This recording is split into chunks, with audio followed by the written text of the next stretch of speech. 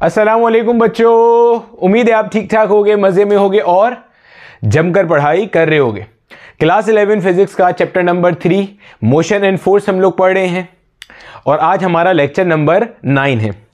इससे previous lectures के अंदर हम लोग हमारी काइनेमेटिक्स की यानी कि मोशन की सारी बेसिक्स पढ़ चुके हैं। Speed, velocity, distance, displacement, acceleration, average speed, average velocity और सबसे इंपॉर्टेंट जो हमारे काइनेमेटिक्स के ग्राफ होते हैं ना, जो बच्चों के अंदर एक खौफ होता है कि ग्राफ नहीं समझ आ रहे, ग्राफ नहीं हो रहे, वो भी हमने बहुत तफसील से पढ़ लिए। ठीक है, स्टार्ट करते हैं आगे। आज की क्लास में हमने क्या पढ़ना है, हमने जब अपना प्रीवियस लेक्चर्स देख रहे थे तो वहाँ पे हमने हमारी बेसिक्स समझी थी, speed, velocity, acceleration, distance, displacement वगैरह वगैरह। तो हमने ये बात की थी कि अगर कोई भी बॉडी कांस्टेंट एक्सेलरेशन से मूव कर रही होती है, और हमारे कोर्स में सिर्फ कांस्टेंट एक्सेलरेशन का पार्ट ही शामिल है, वेरिएबल एक्सेलरेशन का पार्ट शामिल नहीं है। तो हमने देखा था जब कभी कोई बॉडी कांस्टेंट एक्सेलरेशन से मूव कर रही होती है तो उसका डिस्टेंस या डिस्प्लेसमेंट, स्पीड या वेलोसिटी, एक्सेलरेशन, टाइम, ये जो चार पैरामीटर्स हैं, कौन कौन से? डिस्प्लेसमेंट, वेलोसिटी, एक्सेलरेशन, टाइम, या डिस्प्लेसमेंट की जगह पे डिस्टेंस, स्पीड, एक्सेलरेशन और टाइम, इनको रिलेट करने के लिए हमारे पास इक्वेशंस ऑफ मोशन होती हैं जो आपने अपने बचपन से आज तक पढ़ी भी होंगी बार बार। जो हमारी फर्स्ट इक्वेशन ऑफ मोशन होती है, इसको हम कह रहे होते हैं we F equals V I plus A into T. इसको मैं कई दफ़ा वी एफ की जगह पे वी भी लिखूंगा और वी आई की जगह पे यू भी लिखूंगा प्लस ए इंटू टी। इसी तरह से हमारे पास जो हमारी सेकेंड इक्वेशन ऑफ मोशन है, that is S equals V I T plus half A T square. इसी को मैं कई दफ़ा वी आई की जगह पे यू भी लिखूंगा तो S will be equal to U into T plus half A T square. इसी तरह से जो हमारी थर्ड इक्वेशन है, that is 2as equals V F square minus V I square, जिसको हम यूं भी लिख सकते हैं 2as equals V square minus का यू स्क्वायर।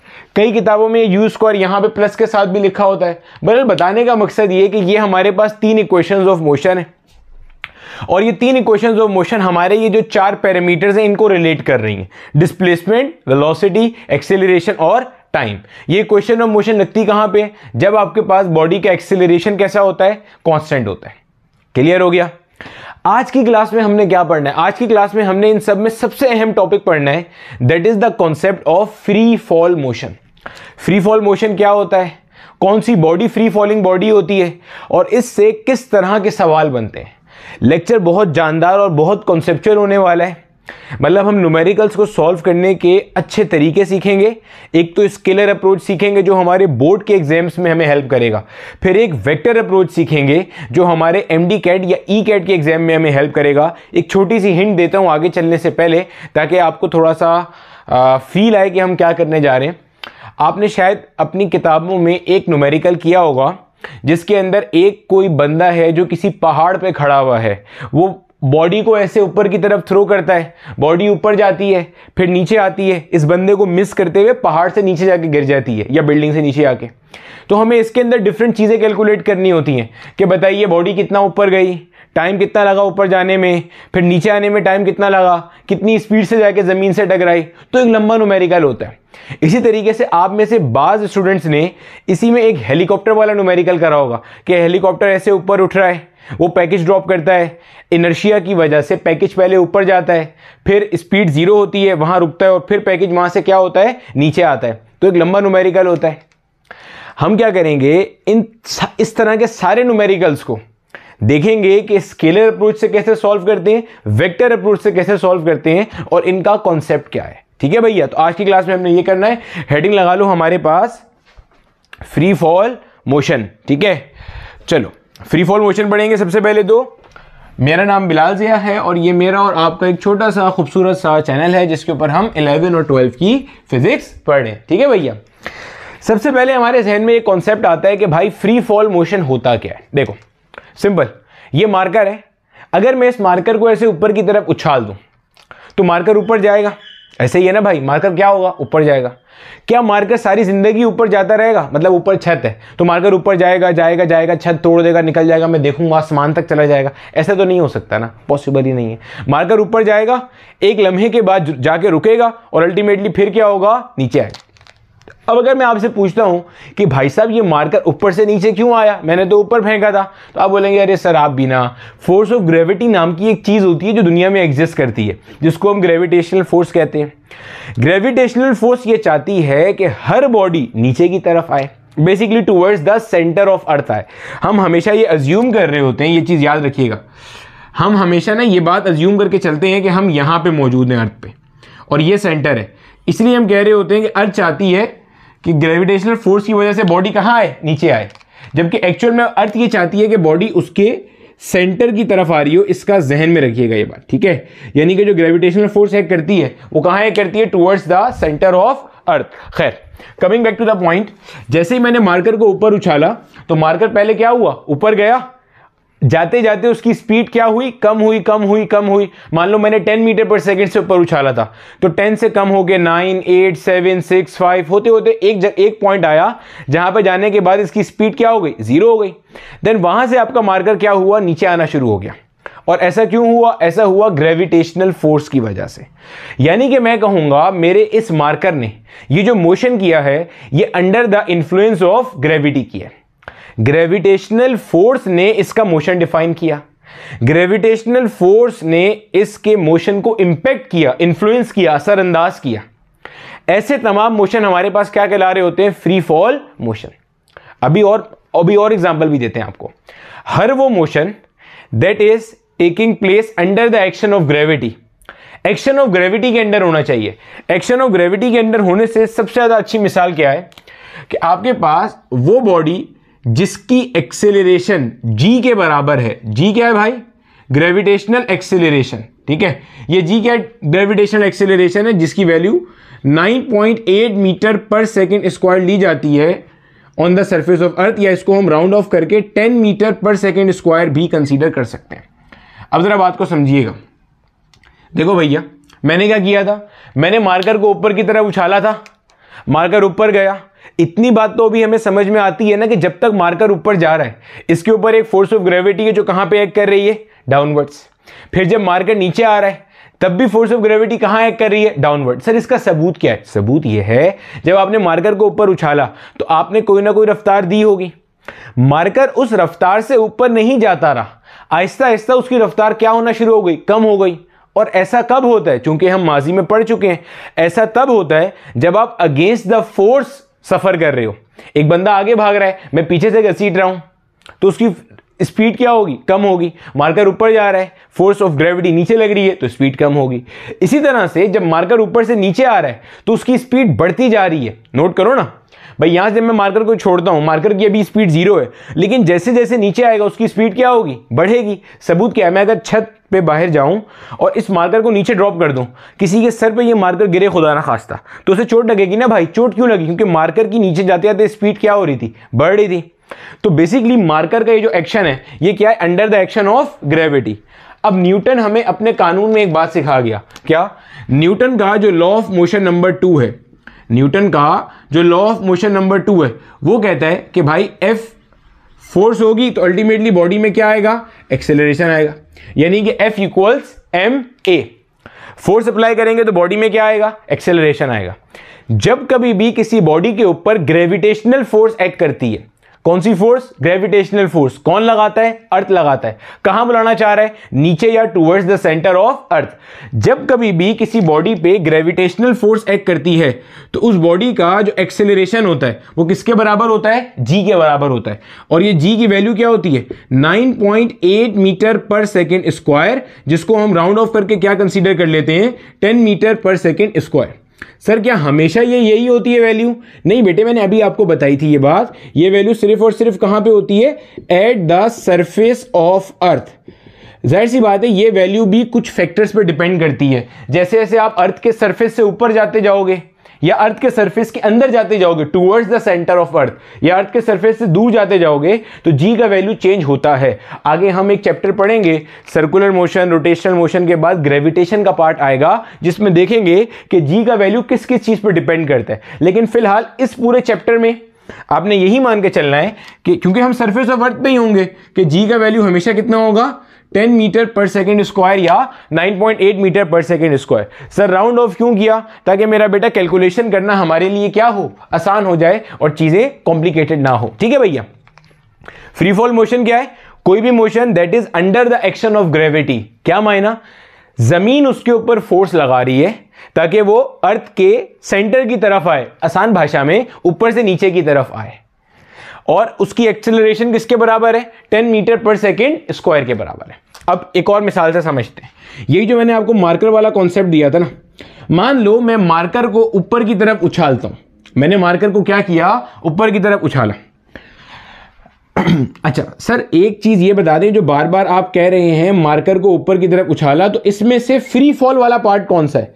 जब मार्कर ऊपर जा रहा है वो फ्री फॉल है, या जब मार्कर नीचे आ रहा है वो फ्री फॉल है? बेटे दोनों फ्री फॉल है, गौर से सुनना और समझना।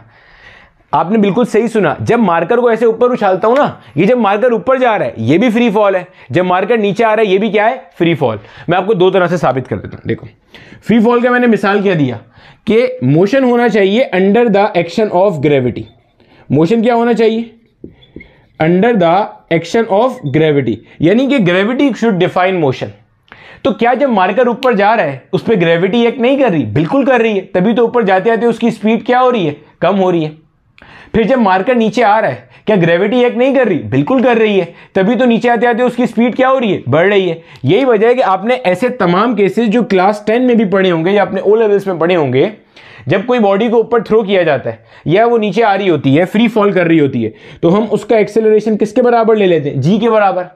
वो आपकी मिस ने पढ़ाया भी होगा आपको कि ऊपर जाते हुए माइनस जी लेते हैं और नीचे आते हुए प्लस जी लेते हैं। तो हम इसको भी देखेंगे भी आगे। ठीक है, तो बहरहाल ये फ्री फॉल मोशन है। ठीक है, तो आपका एग्जामिनर माजी में एक बार आपसे सवाल पूछ चुका है, अगर मैं एक बॉडी को ऊपर थ्रो करता हूं विद सम स्पीड और वो एक डीसेलेरेटेड मोशन परफॉर्म कर रही है ऊपर जाते हुए, जाहिर है डीसेलेरेटेड होगा ना, स्पीड कम हो रही है, तो बताइए क्या ये फ्री फॉल मोशन है या नहीं है? तो आधे से ज्यादा अवाम ने इसका आंसर गलत क्यों लगाया था? क्योंकि सर फ्री फॉल में फॉल का मतलब तो गिरना होता है ना।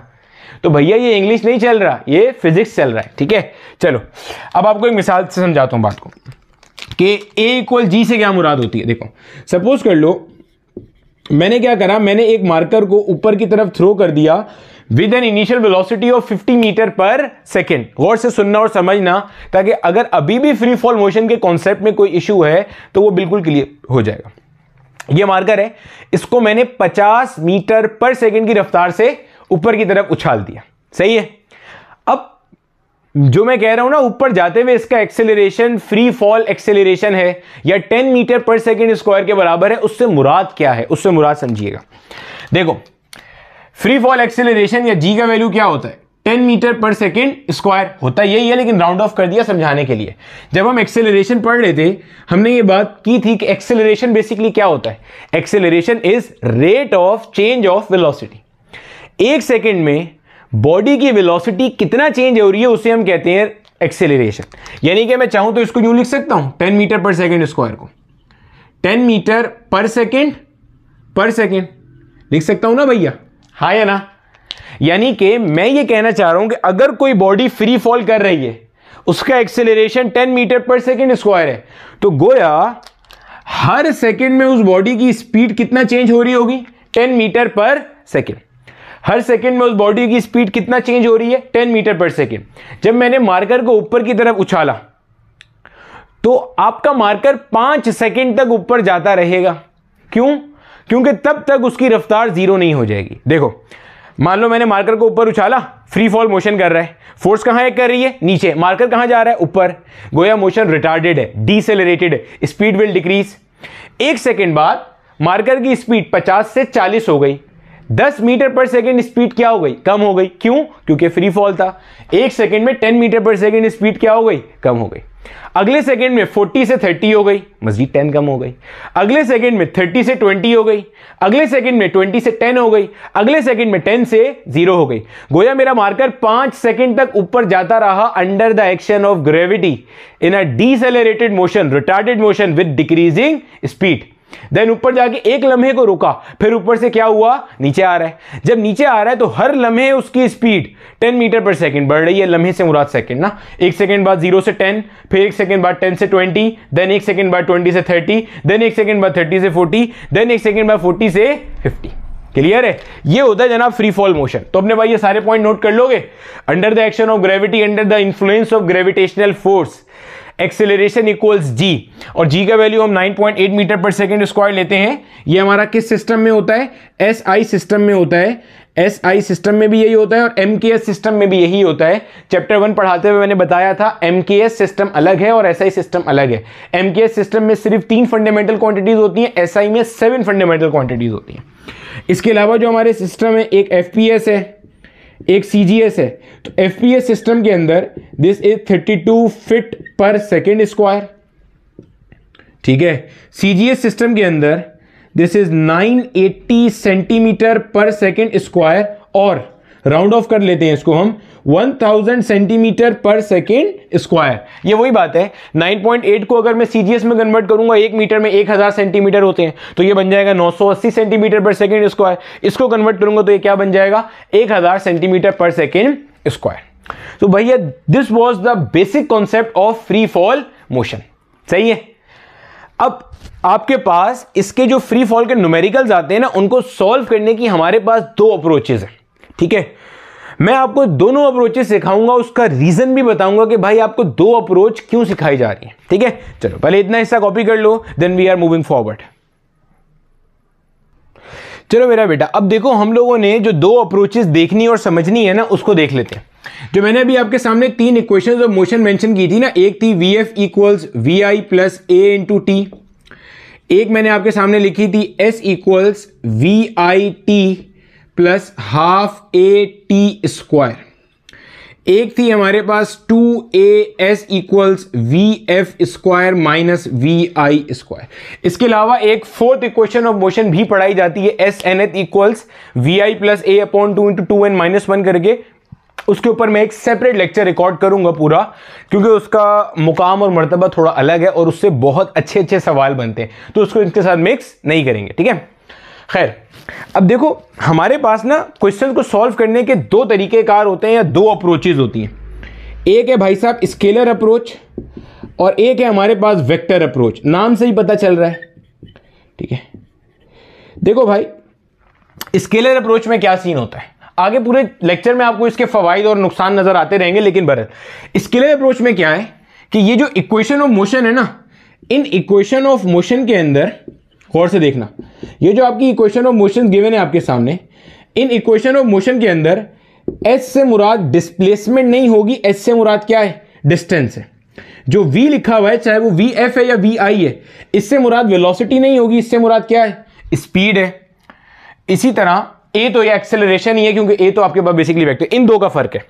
वेक्टर अप्रोचेस के अंदर आप नोट करोगे कि यहां पे आपके पास मेरा बेटा जो इक्वेशन ऑफ मोशन है, इसके अंदर इक्वेशन ऑफ मोशन में एस से मुराद जो होगी वो क्या होगी? डिस्प्लेसमेंट होगी।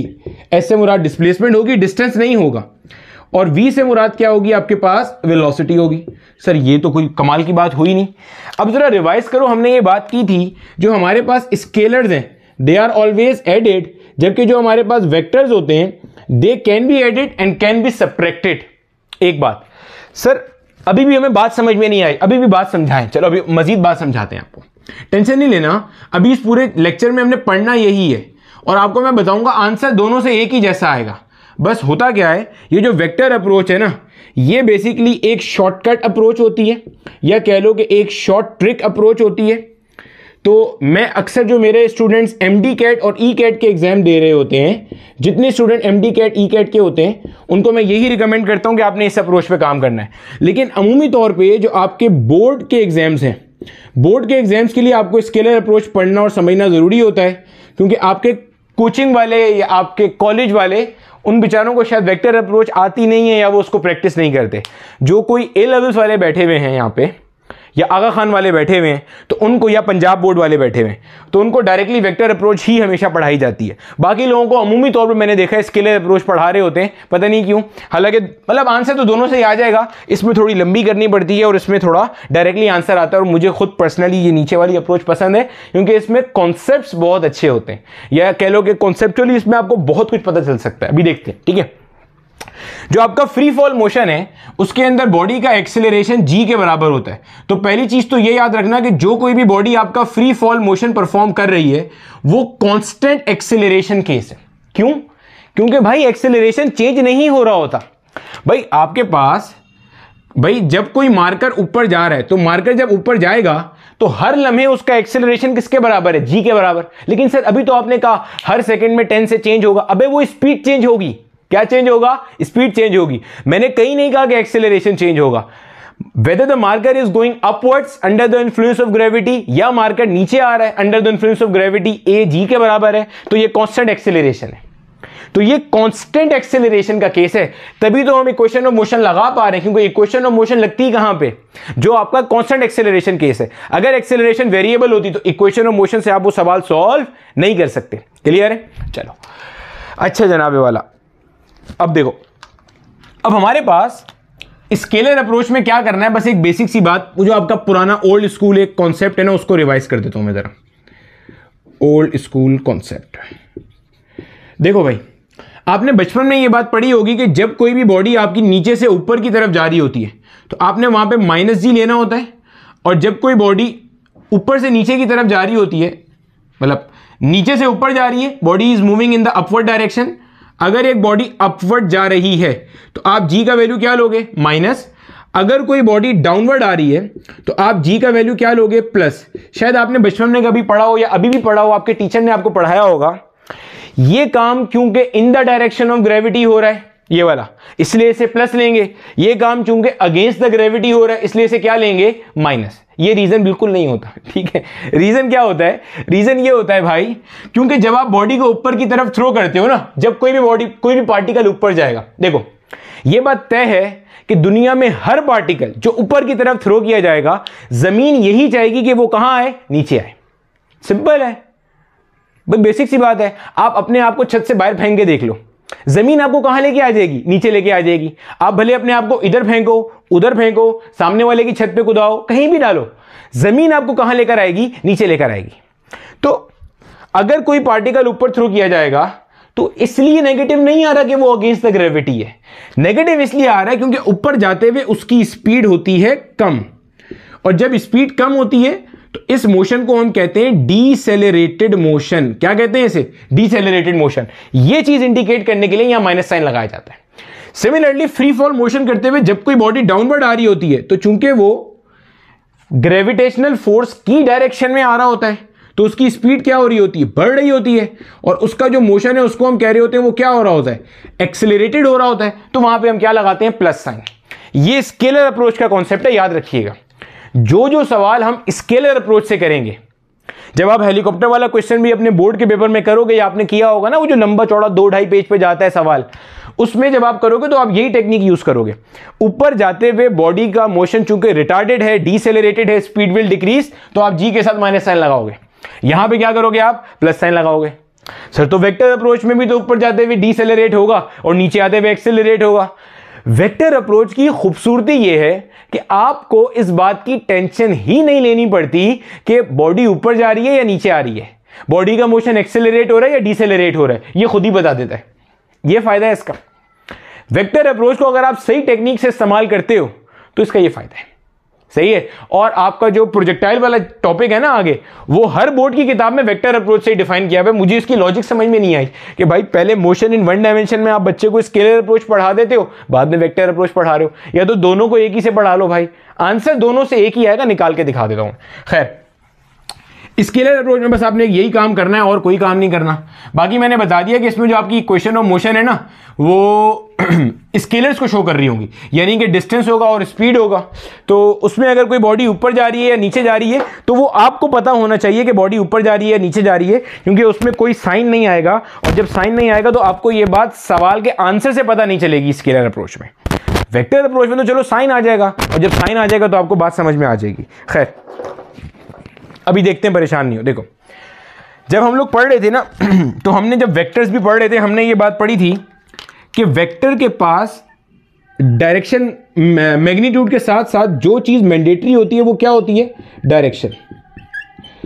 और हमने ये भी पढ़ा था कि हमारे जो बुजुर्गाने फिजिक्स हैं वो कुछ बातें तय कर गए। क्या?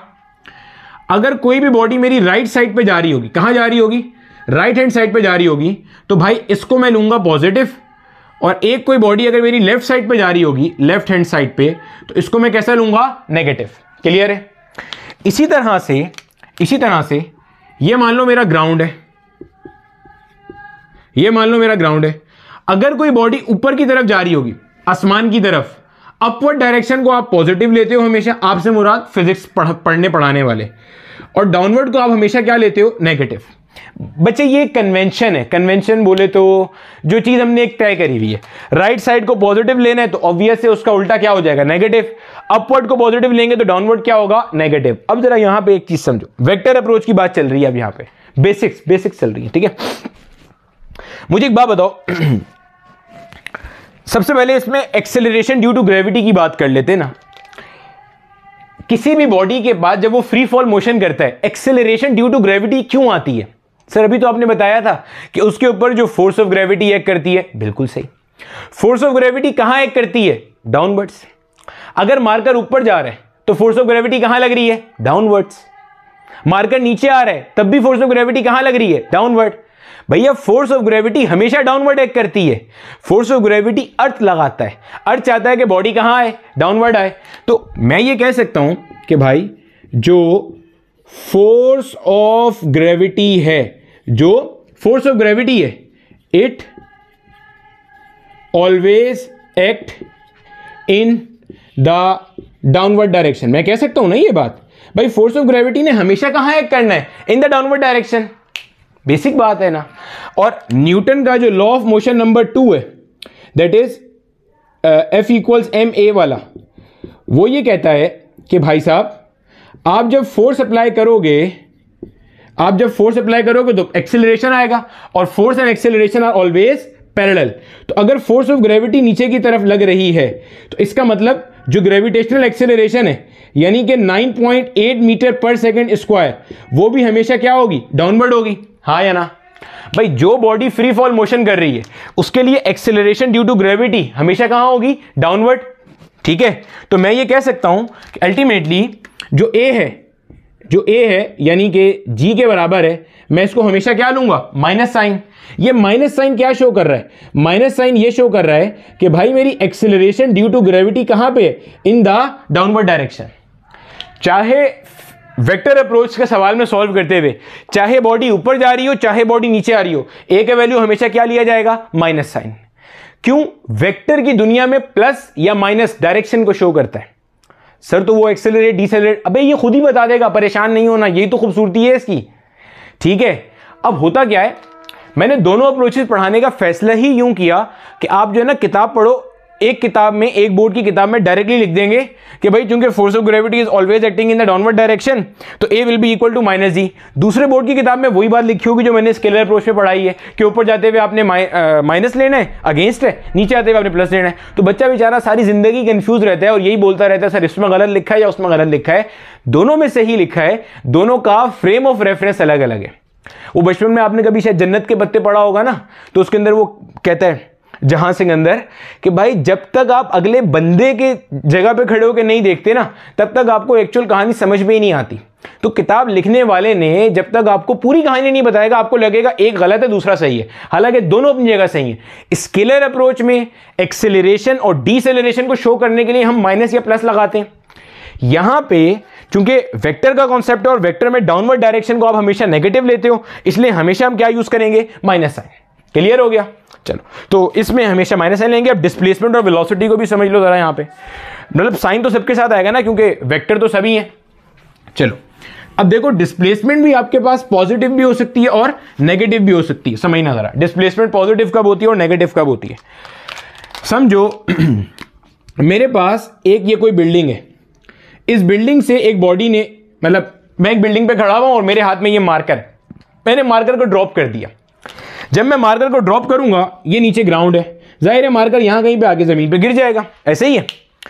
अब आप नोट करो, क्या मैं कह सकता हूं कि ये मेरा इनिशियल पॉइंट था, हाँ या ना, ये इनिशियल पॉइंट था, और अल्टीमेटली ये मेरे पास क्या है, फाइनल पॉइंट है। भैया मार्कर ऊपर से कहां आया है, नीचे आया है, ऐसे ही है ना। मार्कर ऊपर से क्या हुआ, नीचे आ गया। ये पॉइंट समझ में आ रहा है, मार्कर ऊपर से क्या हो गया, नीचे आ गया, क्योंकि ये मेरे पास क्या है, फाइनल पॉइंट है। तो डिस्प्लेसमेंट का कॉन्सेप्ट याद करो। डिस्प्लेसमेंट क्या था, shortest distance between initial and final points. तो इनिशियल पॉइंट ये रहा, फाइनल पॉइंट ये रहा, क्योंकि मैंने यहां से ड्रॉप किया था तो मार्कर नीचे आ गया। तो क्या मैं कह सकता हूं भैया ये मेरी डिस्प्लेसमेंट है, हाँ या ना। डिस्प्लेसमेंट क्या होती है, shortest distance between initial and final point. तो ये रहा इनिशियल से final, shortest distance between initial and final point, और वो डायरेक्टेड कहां से कहां होता है, फ्रॉम इनिशियल टू फाइनल। तो आपको नजर आ रहा है आपकी डिस्प्लेसमेंट कैसी है, आपकी डिस्प्लेसमेंट है इन द डाउनवर्ड डायरेक्शन। तो आपकी डिस्प्लेसमेंट यहां कैसी काउंट होगी, नेगेटिव काउंट होगी। अच्छा, अब एक और मिसाल समझो। सपोज करो मैंने क्या करा, यहां से कोई बॉडी ऊपर की तरफ थ्रो करी, बॉडी मैंने ऊपर थ्रो करी, मतलब मान लो ये कोई बिल्डिंग है, इस बिल्डिंग का ये मिसाल के तौर पे मेरे पास फर्स्ट फ्लोर है, ये मिसाल के तौर पे मेरे पास सेकंड फ्लोर है। मैंने अपनी खिड़की से कोई चीज ऊपर की तरफ थ्रो करी और यहां पे मेरा दोस्त खड़ा था, इसने वो चीज कैच कर ली।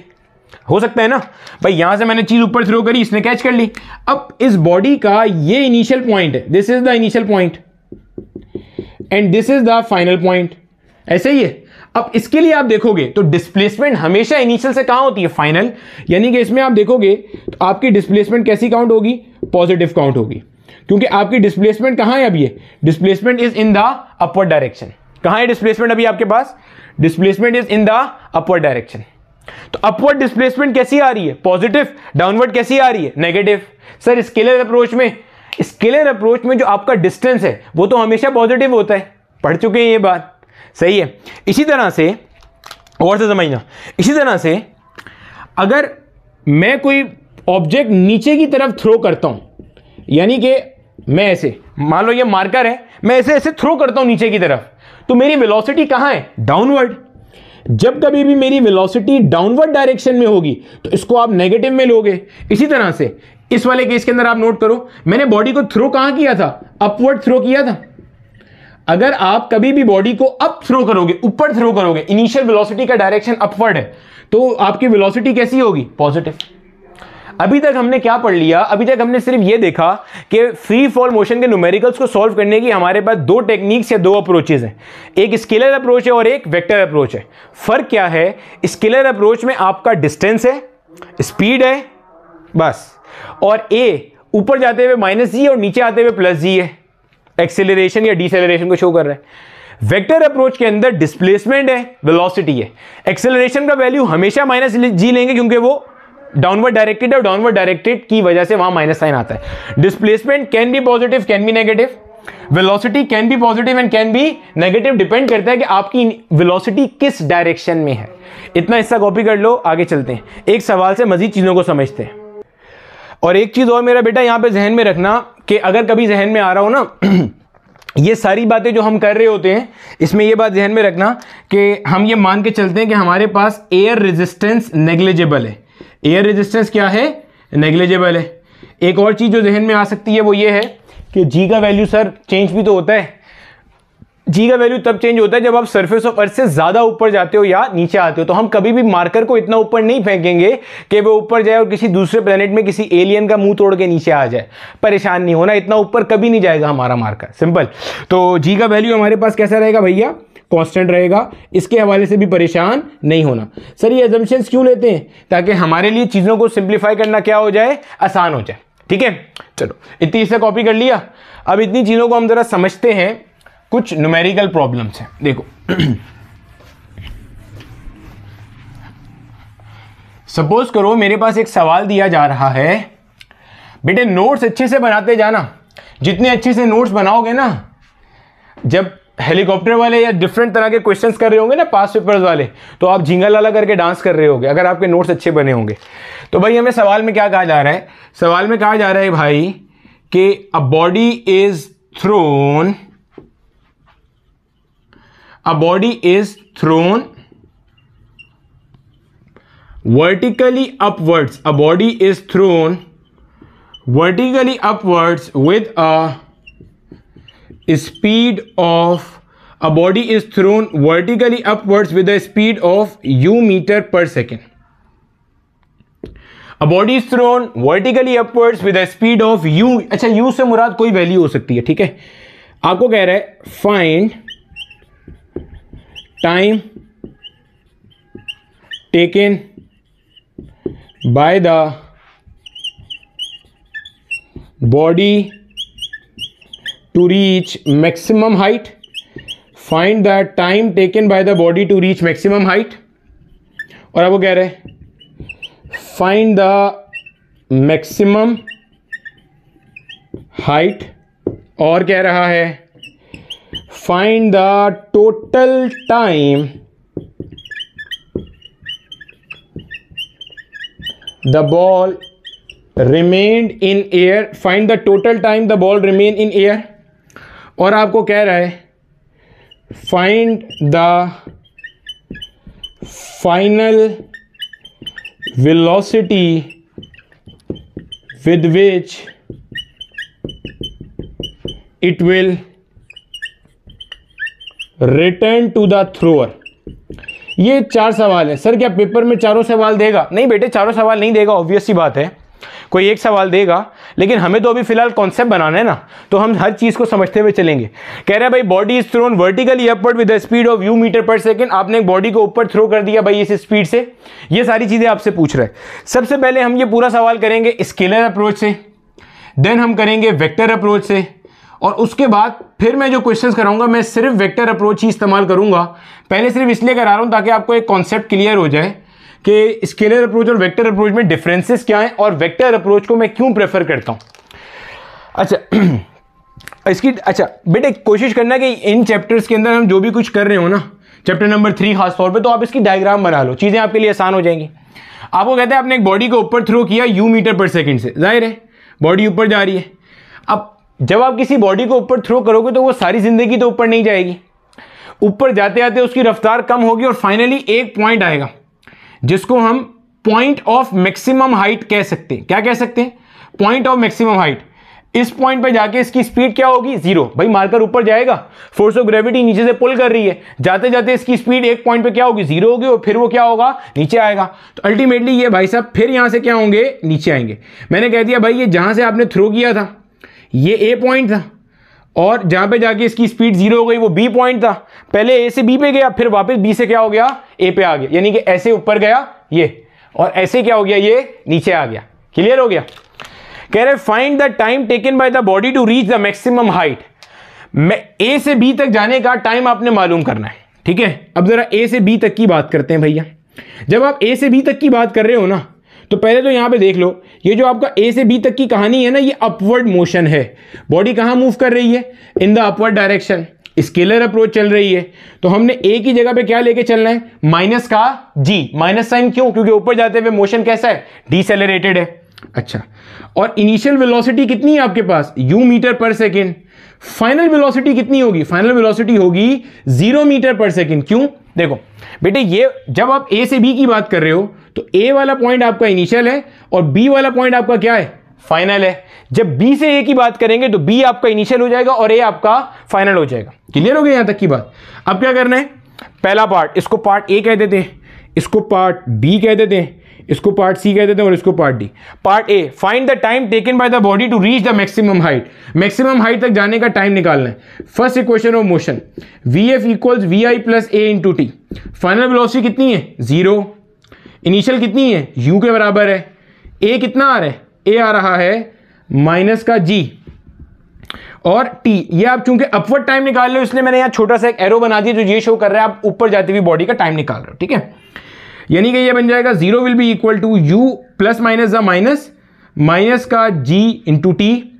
इस g इंटू टी को यहां ले आएंगे तो वो प्लस हो जाएगा, यानी कि g into T upward will be equal to u, यानी कि t upward will be equal to u divided by g। Clear हो गया? यानी कि this is the time taken by the body to reach the maximum height. यहां से यहां तक जाने का जो मैक्सिमम हाइट तक का टाइम था वो कितना आ रहा है आपके पास? u अपॉन g आ रहा है। क्लियर है? यहां तक समझ में आ गई सब चीज? अच्छा, अब पार्ट बी में क्या कह रहा है भाई, find the maximum height. Maximum height जाहिर है जब बॉडी ऊपर की तरफ जा रही होगी तो ऊपर जाते जाते बॉडी कोई ना कोई हाइट कवर करेगी, जाहिर है ये वो हाइट है जो बॉडी ने कवर करी है, ये आपको मालूम करनी है। Third equation of motion use कर सकते हैं, सेकंड भी यूज कर सकते हैं, आंसर दोनों सही आ जाएगा। मैं थर्ड से निकाल लेता हूं। थर्ड क्या है, 2as equal vf square minus vi square. Ultimately 2a की जगह पे क्या आ गया माइनस जी, h की जगह पे क्या आ गया h, vf फाइनल वेलोसिटी कितनी है 0, इनिशियल वेलोसिटी क्या है u और ऊपर स्क्वायर आ गया, माइनस का 2gh will be equal to minus का u स्क्वायर, माइनस से माइनस मर गया, which means h will be equal to u square divided by 2g। This is the maximum height achieve by the ball. ऊपर जाते हुए body की maximum height जो ये अचीव करेगी that will be u square upon 2g। ठीक है, ये मैक्सिमम हाइट होगी। क्लियर हो गया? अच्छा, यही चीज अगर आप सेकेंड इक्वेशन से निकालते तब भी आप यहीं पे पहुंचते। देख लो भाई, s equal we I T plus half A T square, H की जगह पे क्या आता है h, वी आई की जगह पे क्या आता है u, और ये आता है t अपवर्ड क्योंकि ऊपर जाने का टाइम है यहाँ पे, हाफ ए की जगह पे क्या आता है माइनस जी, और यहाँ पे भी क्या आता है t अपवर्ड और ऊपर क्या आ गया स्क्वायर आ गया। h will be equal to u आया as it is, t upward की जगह पे क्या आ गया u divided by g, plus minus minus ये हो गया g अपॉन 2, t अपवर्ड का फॉर्मूला क्या है u अपॉन g और ऊपर क्या है स्क्वायर है, तो क्या बन जाएगा ये u square upon g square. एक g से एक g क्या हो गया मर गया। यहां डिनोमिनेटर में अभी 1 है तो मुझे 2 लेकर आना है ताकि मैं एलसीएम सेम कर सकूं, तो यहां 2 से मल्टीप्लाई डिवाइड कर दूंगा, यानी कि ये बन जाएगा ऊपर भी 2 आ जाएगा 2u स्क्वायर अपॉन 2g। ठीक है, ऊपर नीचे आ गया, माइनस का u स्क्वायर अपॉन 2g, ऐसे ही हो गया u square upon 2g, 2u square minus u square क्या बन गया u square upon 2g। Check करो यही बन रहा है u स्क्वायर अपॉन 2g। ये आपके पास पेपर में आया हुआ क्वेश्चन है, बन गया ये हमारे पास। नोट कर रहे हो? यहां से आपको फिजिक्स की एक और खूबसूरती नजर आएगी, क्या कि थर्ड इक्वेशन और सेकंड इक्वेशन दोनों से आप नोट करो आंसर कैसा आ रहा है, एक जैसा आ रहा है। तो आप कोई भी इक्वेशन ऑफ मोशन यूज कर सकते हो अपना एक डिजायर्ड आंसर मालूम करने के लिए। ये चीज हमें क्लियर हो गई। पार्ट ए भी हमने कर लिया और पार्ट बी भी हमने कर लिया। यहां पे आंसर लिख देते हैं इसका, टी अपवर्ड जो हमारा आया था वो क्या आया है u अपॉन जी, और जो h का वैल्यू आया वो हमारे पास कितना आया है u स्क्वायर अपॉन 2g। अब टोटल टाइम आपने मालूम करना है, total time the ball remain in air. अच्छा भाई, total time the ball remain in air, total time the ball remain in air से मुराद क्या है पहले ये समझ लो बेटे। Total time the ball remain in air से मुराद ये है कि बॉल कितनी देर तक हवा में रही। अब जरा समझना, मैंने एक बॉडी को ऊपर थ्रो किया था, अच्छा ये बॉडी बॉल है यहां पे, ठीक है, मैंने एक बॉडी को ऊपर थ्रो किया था तो बॉडी पहले ऊपर गई यानी कि अपवर्ड का टाइम, फिर बॉडी नीचे आई डाउनवर्ड का टाइम। ऊपर का टाइम भी बॉल हवा में थी और नीचे आते हुए टाइम भी बॉल कहां थी हवा में थी। तो अगर मुझे total time the ball remain in air निकालने बोला जाएगा तो मैं ऊपर का टाइम और नीचे का टाइम निकाल के जमा करूंगा तो मुझे क्या मिल जाएगा total time the ball remain in air. अभी मेरे पास ऊपर का टाइम तो है लेकिन अभी मेरे पास नीचे का टाइम अवेलेबल नहीं है। अब पहले मुझे नीचे आने का टाइम मालूम करना है। अब बॉडी बी से कहां आ रही है ए पे, ये वो था, ये बॉडी पहले ऊपर गई, ये मैक्सिमम हाइट वाला पॉइंट है जहां पे जाके आपकी वी 0 हो गई थी। अब बॉडी कहां आ रही है नीचे, ये आपका बी पॉइंट है और ये क्या है आपका ए पॉइंट है। बॉडी ऊपर से कहां आ रही है नीचे, यानी कि मैं कह सकता हूं कि ये बेसिकली मेरे पास कैसा मोशन हो रहा है, this is the downward motion. ये कैसा मोशन है, डाउनवर्ड मोशन हो रहा है। क्लियर है? अच्छा, जब ये डाउनवर्ड मोशन होगा तो मैं ए की जगह पे प्लस जी लूंगा क्योंकि नीचे की तरफ एक्सेलरेट होगा। और अब की बार मुझे VF नहीं पता। क्यों नहीं पता सर? पता तो था VF 0 लेना था। VF 0 तब था जब ये मेरा फाइनल पॉइंट था। गौर से देखो, अब B से A आ रहा है, B से A का मतलब B मेरा इनिशियल पॉइंट है डाउनवर्ड के लिए और A मेरे पास क्या है फाइनल पॉइंट है। और फाइनल पॉइंट की वेलोसिटी तो मुझे मालूम करनी है। Find the final velocity with which it will strike या रिटर्न टू द थ्रोअर, यानी कि जो यहां पे आएगा वो तो मुझे मालूम करनी है, अभी नहीं पता मुझे। ठीक है, VF नहीं पता, हाँ मुझे VI पता है। VI मुझे पता है वो कितना है 0, क्योंकि वो यहां से आ रहा है और ये वाला जो पॉइंट है वो इनिशियल पॉइंट है, तो इनिशियल पॉइंट की वेलोसिटी कितनी हो गई 0।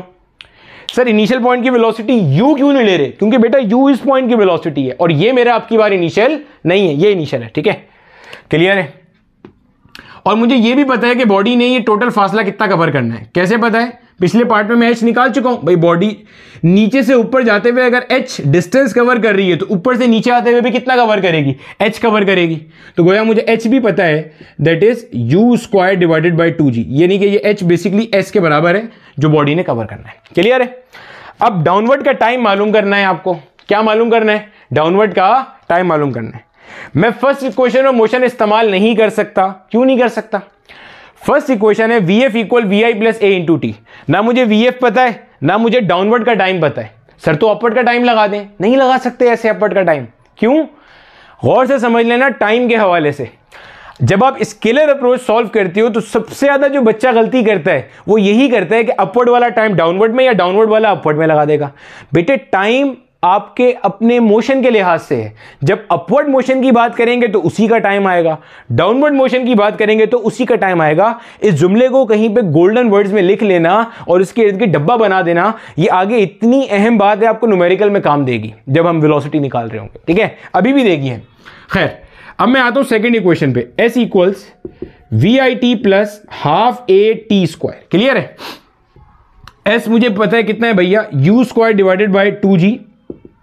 VI कितना है? 0। T डाउनवर्ड में मालूम कर रहा हूं, प्लस का हाफ, अब की बार ये प्लस G आएगा और T डाउनवर्ड का स्क्वायर। ये पूरा फैक्टर खत्म हो गया, सिंपल सी बात है। ये G मल्टीप्लाई हो रहा है, इधर आके डिवाइड हो जाएगा, ये 2 डिवाइड हो रहा है, वहां जाके मल्टीप्लाई हो जाएगा। यानी कि T डाउनवर्ड का square will be equal to U square upon 2G, जो था वो एज इट इज आ गया। ये 2 डिवाइड हो रहा था, वहां जाके मल्टीप्लाई हो गया और G मल्टीप्लाई होते आके डिवाइड हो गया। एक 2 से एक 2 मर गया, यानी कि क्या बना? T डाउनवर्ड का square will be equal to U square upon G square. यानी कि मैं कह सकता हूं T डाउनवर्ड का square will be equal to U upon G का होल स्क्वायर। अगर दोनों तरफ अंडर रूट लेंगे तो T downward will be equal to U by G। आ गया टाइम? T डाउनवर्ड कितना आ रहा है हमारे पास? T downward will be equal to U upon G। अब बच्चे के जहन में एक सवाल आता है, उस सवाल का भी मैं आंसर कर रहा हूं। आप नोट करो, जिस पॉइंट से मैंने बॉडी को थ्रो किया था, बॉडी ऊपर गई और क्या वापस उसी पॉइंट पे आई है बॉडी? हाँ या ना? बिल्कुल सेम पॉइंट पे बॉडी आ रही है। ये नजर आ रहा है, बॉडी सेम पॉइंट पे आई है। जब आप जिस पॉइंट से बॉडी को ऊपर भेजोगे और ऊपर जाके बॉडी वापस उसी पॉइंट पे आएगी, तो याद रखना ऊपर जाने का और नीचे आने का टाइम सेम होगा। इसको भी मैं यूज करूंगा आगे। जब आपने बॉडी को ऊपर थ्रो किया, बॉडी ऊपर गई, ऊपर जाके जाहिर है उसकी स्पीड 0 होगी, फिर बॉडी क्या हुई? नीचे आई। तो जब बॉडी उसी पॉइंट पे वापस आएगी ना, तो अल्टीमेटली उसकी स्पीड क्या होगी? सेम होगी। सॉरी, स्पीड भी सेम होगी। वो भी वैसे अगले पार्ट का था, वो सरप्राइज अभी से रिवील हो गया। स्पीड भी सेम होगी और जितना ऊपर जाने का टाइम होगा उतना ही नीचे आने का टाइम होगा। अच्छा, इसके एक और मिसाल समझते हैं। मान लो एक बंदा जो है ना, वो एक बिल्डिंग के ऊपर खड़ा हुआ है, यहाँ पे ऐसे, ये ग्राउंड है, बंदा यहाँ बिल्डिंग पर है। इसने क्या करा? इसने कोई ऑब्जेक्ट ऊपर की तरफ थ्रो किया, ऑब्जेक्ट ऊपर गया, जाहिर है एक पॉइंट पर जाके उसकी स्पीड क्या हो गई? 0 हो गई। फिर ये ऑब्जेक्ट क्या हुआ? नीचे आया और नीचे आके जमीन को स्ट्राइक कर रहा है। तो गौर से समझना, ये जो मैं रेड से मार्क कर रहा हूं ना, ये वो पॉइंट है जहां से इसने बॉडी को ऊपर थ्रो किया था। तो अगर ऊपर जाने में बॉडी को 1 सेकेंड लगा, मिसाल के तौर पे ऊपर जाने में कितना टाइम लगा? 1 सेकेंड। तो पूरे 1 सेकेंड के बाद बॉडी एग्जैक्टली इसी पॉइंट पे वापस आ चुकी होगी। समझ आया? और ये जो बाकी का टाइम है ना, ये वाला टाइम, ये निकल आएगा हमारे पास। भाई बताने का मकसद ये कि T अपवर्ड और T डाउनवर्ड बराबर होता कब है, ये बता रहा हूं मैं। ये कब बराबर होता है? जब जिस पॉइंट से बॉडी को थ्रो किया जाए, वापसी बॉडी उसी पॉइंट पे आए। क्यों? ऐसा क्यों होता है? क्योंकि ऊपर जाते हुए बॉडी जिस रेट से डिसेलेरेट होती है, नीचे आते हुए बॉडी उसी रेट से एक्सेलरेट होती है। ऊपर जाते हुए जिस रफ्तार से बॉडी का स्पीड कम होगा, नीचे आते हुए उसी रफ्तार से बॉडी का स्पीड क्या होगा? बढ़ेगा, क्योंकि ऊपर जाते हुए भी एक्सेलरेशन 9.8 है, नीचे आते हुए भी एक्सेलरेशन क्या है? 9.8 मीटर पर सेकेंड स्क्वायर। क्लियर हो गया? तो ये डाउनवर्ड का टाइम भी आ गया हमारे पास। अब टोटल टाइम निकालना था। टोटल टाइम कैसे आएगा? टी टोटल कैसे आएगा? T upward plus t downward जमा कर लोगे तो ultimately this will be 2u upon g, क्योंकि u upon g plus u upon g LCM same है, तो 2u अपॉन जी। मैंने कभी नहीं कहा कि हमेशा टी अपवर्ड टी डाउनवर्ड के बराबर होगा। अगर आप बॉडी जिस पॉइंट से ऊपर फेंकी गई, वापसी में उसी पॉइंट पे बॉडी का जो टाइम है ऊपर जाने का और नीचे आने का बराबर होगा। ऊपर जाने में बॉडी ने जितना टाइम लिया, एग्जैक्टली उतने ही टाइम बाद बॉडी ऊपर से उसी पॉइंट पे वापस आएगी। अगर उससे ज़्यादा टाइम होगा तो नीचे कहीं चली जाएगी, उससे कम टाइम होगा तो ऊपर कहीं होगी। मान लो यहां से बॉडी को थ्रो किया, बॉडी ने 5 सेकंड लिए यहां तक जाने में, तो वापस 5 सेकंड में वो वहां से यहीं आएगी। अगर 3 सेकंड गुजरे होंगे तो यहां कहीं होगी, 7 सेकंड गुजर गए होंगे तो नीचे कहीं होगी। ये भाई ये लिख लेना, ये चीजें आपको कॉन्सेप्चुअली न्यूमेरिकल टैकल करने में बहुत हेल्प करने वाली हैं, यहां भी और प्रोजेक्टाइल में भी आगे। ठीक है, अब आखिरी पार्ट क्या है, find the final velocity with which it will return to the thrower. आपने फाइनल वेलोसिटी बतानी है जिससे ये थ्रोअर के पास आएगी। ये तो मैं वैसे अभी बता ही चुका हूं कि फाइनल स्पीड भी सेम होगी अगर वो उसी सेम पॉइंट पे आ रही है, लेकिन चलो हम निकाल के देख लेते हैं। हमने मान लिया हमें पता ही नहीं है बात, ठीक है, हमने मान लिया कि हमने सर बिलाल की बात नहीं सुनी थी, हमें नहीं पता। अभी देखते हैं दोबारा जरा, देखो भैया मैं फाइनल वेलोसिटी निकालने के लिए ये क्वेश्चन यूज कर रहा हूं, V F equal we I plus A into T. V F की जगह वी एफ आ गया, वी आई की जगह पे 0 आएगा क्योंकि मैं बी से ए की बात कर रहा हूं, और जाहिर है बी मेरा इनिशियल पॉइंट है, तो इनिशियल पॉइंट पे वेलोसिटी क्या होगा, यहां पे 0, डाउनवर्ड की बात चल रही है ना। ए की जगह पे क्या आ गया जी। अब सवाल आता है कि टाइम कौन सा रखोगे, अपवर्ड वाला, डाउनवर्ड वाला, या टोटल टाइम। तो अच्छे से याद रखना हमेशा कि जो आप टाइम रखोगे वो वही वाला रखोगे जिस मोशन को आप सॉल्व कर रहे हो। अपवर्ड मोशन को सॉल्व कर रहे हो तो अपवर्ड का टाइम, डाउनवर्ड को सॉल्व कर रहे हो तो डाउनवर्ड का टाइम। अभी मैं किसको सॉल्व कर रहा हूं, डाउनवर्ड मोशन को सॉल्व कर रहा हूं। जब मैं डाउनवर्ड मोशन को सॉल्व कर रहा हूं तो मैं डाउनवर्ड का टाइम रखूंगा, टी डाउनवर्ड। ठीक है, तो V F will be equal to G multiply by T downward कितना आया, यू बाय जी, जी से जी मर गया, यानी कि वी एफ कितना आ रहा है, यू। यानी कि आपके पास फाइनल स्पीड कितनी है, यू मीटर पर सेकेंड। क्या मतलब, अभी आपको फर्क समझाते हैं।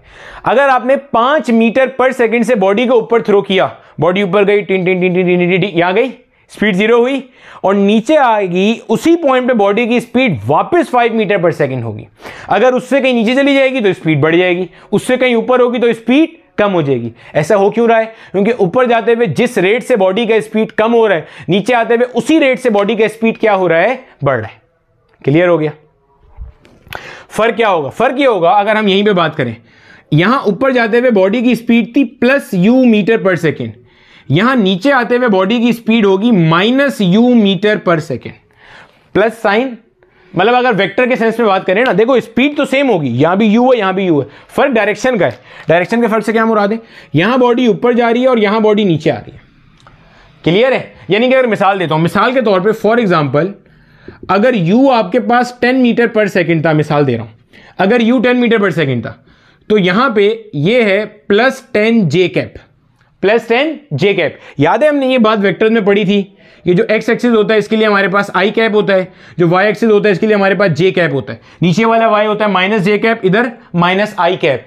यूनिट वेक्टर होता है जो एक्सिस को शो कर रहा होता है। क्लियर है भाई, i cap minus i cap plus j cap, तो प्लस 10 जे कैप ऊपर की तरफ, माइनस 10 जे कैप नीचे की तरफ। मैग्नीट्यूड सेम है, फर्क किस चीज में आ रहा है, डायरेक्शन में आ रहा है। खैर हमने ये भी निकाल लिया कि हमारे पास जो फाइनल स्पीड है वो क्या आ रही है, यू आ रही है, और वो यू कहां पे आ रही है, इन द डाउनवर्ड डायरेक्शन। क्लियर हो गया। तो भैया this was the scalar approach, जिससे हमने हमारा पूरा क्वेश्चन अच्छे तरीके से सॉल्व कर लिया। कॉपी करो, फिर मैं आपको वेक्टर अप्रोच बता रहा हूं।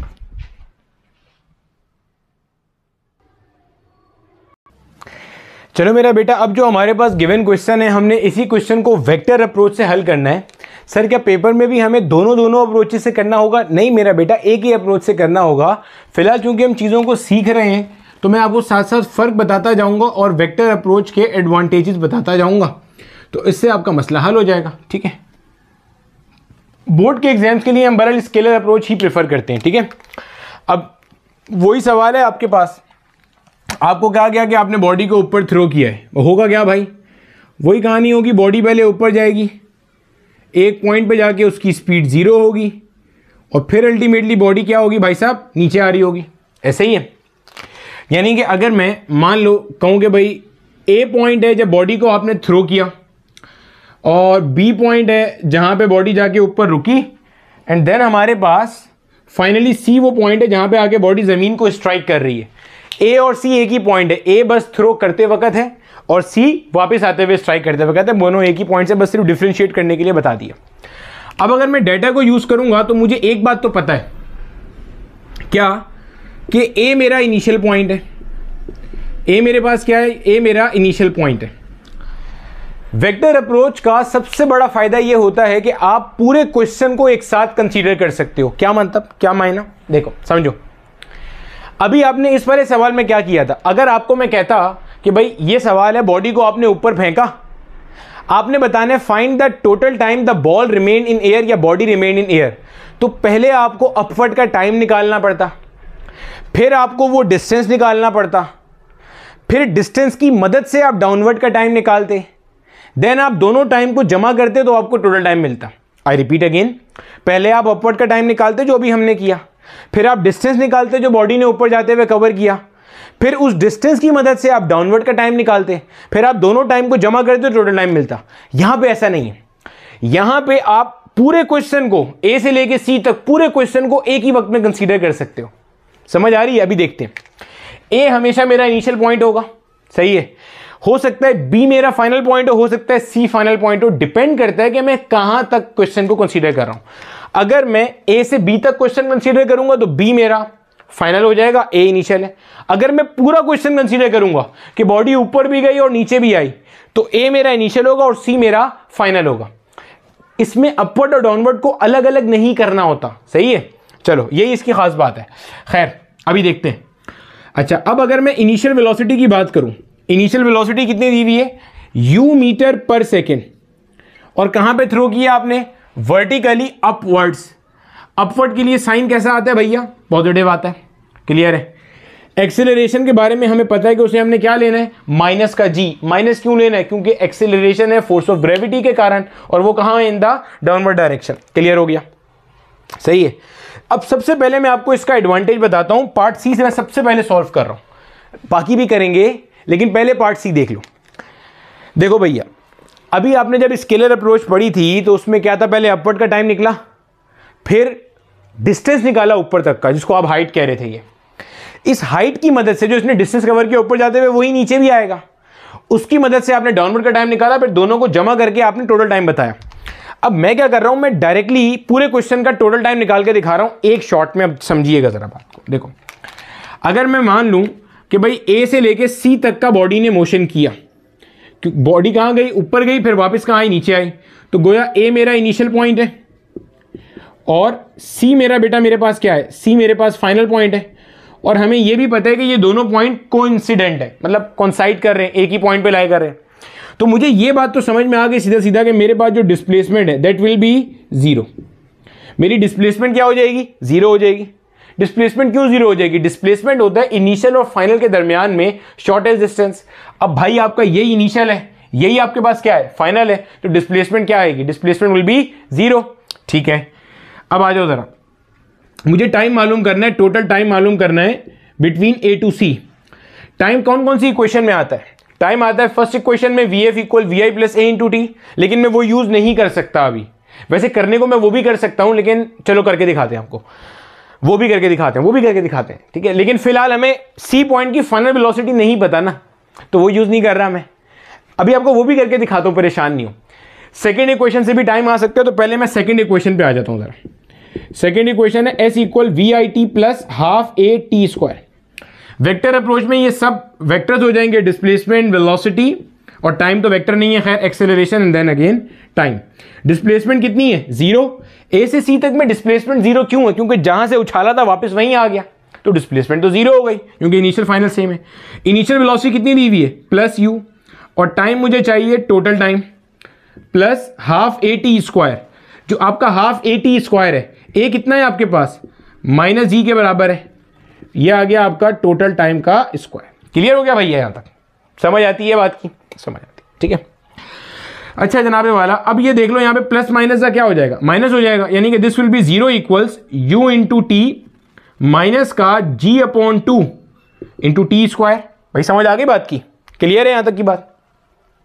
अब अगर मैं यहां से कॉमन ले लूं तो मेरे पास देखो यहां से टी कॉमन आ रहा है, टी कॉमन आ रहा है, तो ब्रैकेट में बचता है u माइनस का g divided by 2 into T, यही बचता है, ऐसे ही बचता है।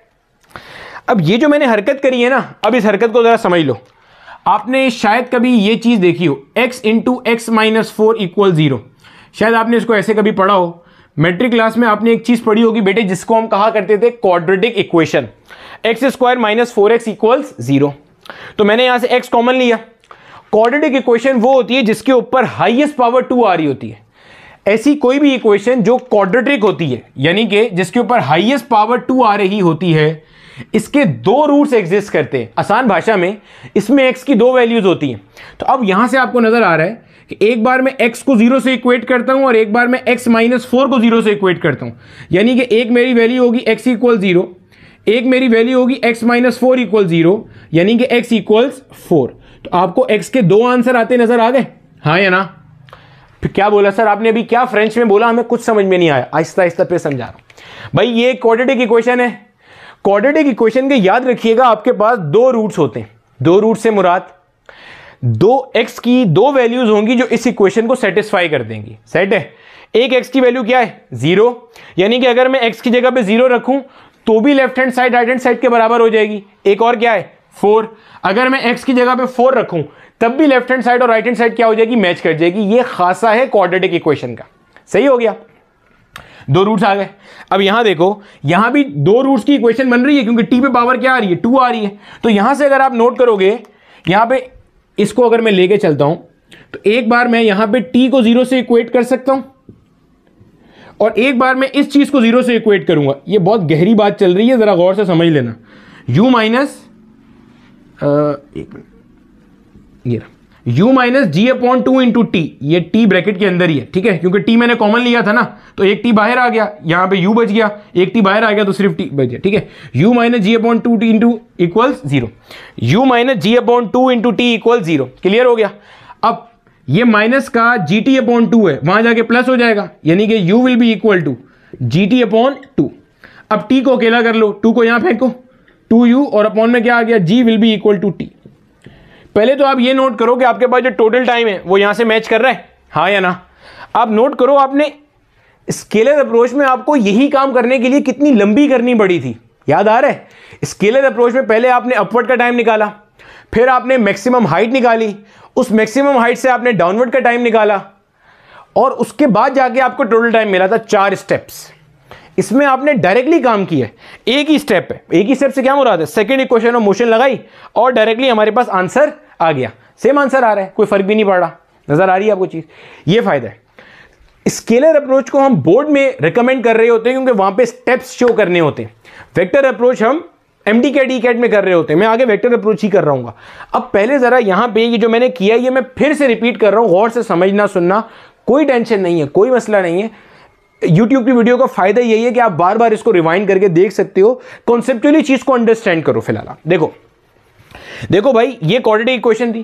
क्वाड्रेटिक इक्वेशन का मतलब होता है ऐसी इक्वेशन जिसमें हाईएस्ट पावर 2 होती है। तो इसके कितने रूट्स होंगे भैया? 2 रूट एग्जिस्ट करेंगे।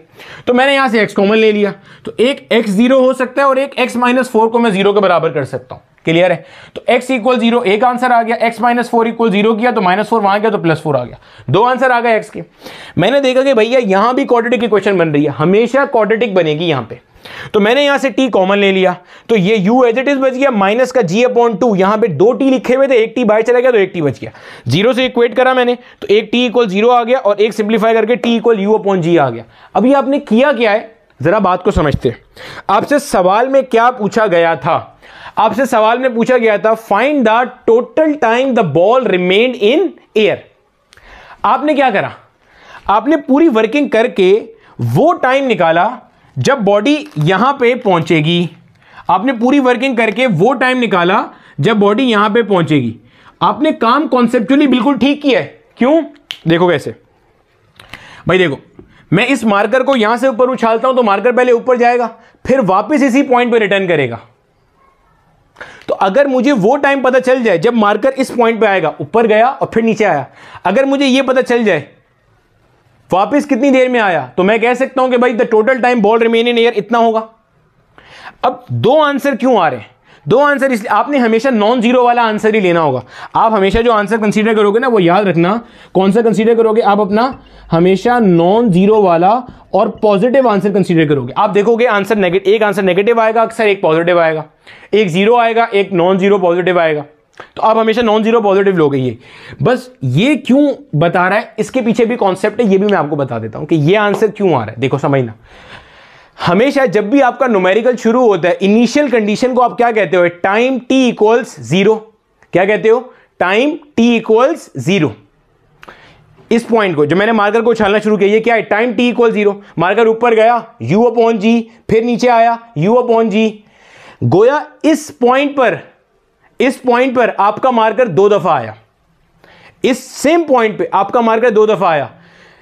कंडीशन के बिल्कुल स्टार्ट में, सवाल शुरू करते लम्हे, सवाल शुरू करते समय, at time t equal zero भी मार्कर यही था। सवाल खत्म होने पर time t equal 2u upon g, u upon g, u upon g पे भी मार्कर यहीं पर है। पॉइंट समझ आ रहा है, हाँ या ना? इसलिए इसके 2 आंसर आए हैं। समझ आ गया? टाइम टी इक्वल जीरो पर भी बॉडी यहीं पर थी, time t equals 2u upon g के बाद भी बॉडी यहीं पर है। ये बिल्कुल वैसे ही है जैसे जब हम लोग क्वाड्रेंट्स पढ़ते हैं, इसको मैं 0 डिग्री भी कहता हूं और इसको मैं 360 डिग्री भी कहता हूं। टाइम टी इक्वल जीरो पे अगर एंगल पूछा जाएगा तो वो 0 डिग्री है। एक चक्कर पूरा होने के बाद, कैपिटल टी के बाद अगर टाइम पूछा जाएगा तो वो कितना है, 360 डिग्री। पॉइंट समझ आ रहा है? वेक्टर अप्रोच का फायदा और खासा समझ में आया। टाइम बच रहा है, और ई कैट एमडी कैट में जो हमारा पेपर आता है उसमें सारा गेम ही किसका होता है, टाइम का गेम होता है। टाइम आपने जितना बचा लिया उतना फायदे में रहोगे आप। ठीक है भैया, चलो इसको कॉपी कर लो।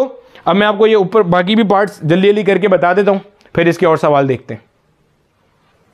ठीक है भैया, मैंने सबसे पहले ये वाला पार्ट आपको करा इसीलिए दिया था कि आपको ये समझ में आ जाए कि वेक्टर अप्रोच में इतनी लंबी नहीं करनी पड़ती। आप अपवर्ड और डाउनवर्ड टाइम निकाले बगैर भी टोटल टाइम निकाल सकते हैंगे। ठीक है, अच्छा अब पार्ट ए देख लो भाई। पार्ट ए में क्या है, आपने ये बताना है time taken by the body to reach the maximum height, यानी कि आपको सिर्फ अपवर्ड वाला टाइम चाहिए तो भी मसला नहीं है। यानी कि आप ए से लेके बी तक की बात कर रहे हैं। वेक्टर अप्रोच, सब वेक्टर अप्रोच, ए आपका इनिशियल पॉइंट है। आप ए से लेके बी तक की बात करोगे या ए से लेके सी तक की बात करोगे, या तो आप पूरे सवाल की बात करोगे या सिर्फ अपवर्ड मोशन की बात करोगे। वेक्टर अप्रोच में अपवर्ड और डाउनवर्ड को अलग अलग नहीं किया जाता, जरूरत ही नहीं होती, डायरेक्टली आंसर आ रहे होते हैं। सही है, खैर हाँ मैंने एक और बताई थी, मैं एक और चीज बताना भूल गया, सॉरी, वहीं पीछे वाले पार्ट में, कि मैं फर्स्ट इक्वेशन ऑफ मोशन को यूज करके भी ये काम कर सकता हूं। कैसे, समझिएगा जरा। देखो वंस अगेन दिमाग के ढक्कन खोलना। देखो ये वाला पॉइंट था, इस पॉइंट पे अगर मैंने बॉडी को ऊपर की तरफ थ्रो किया तो इसकी वेलोसिटी क्या होगी, प्लस यू।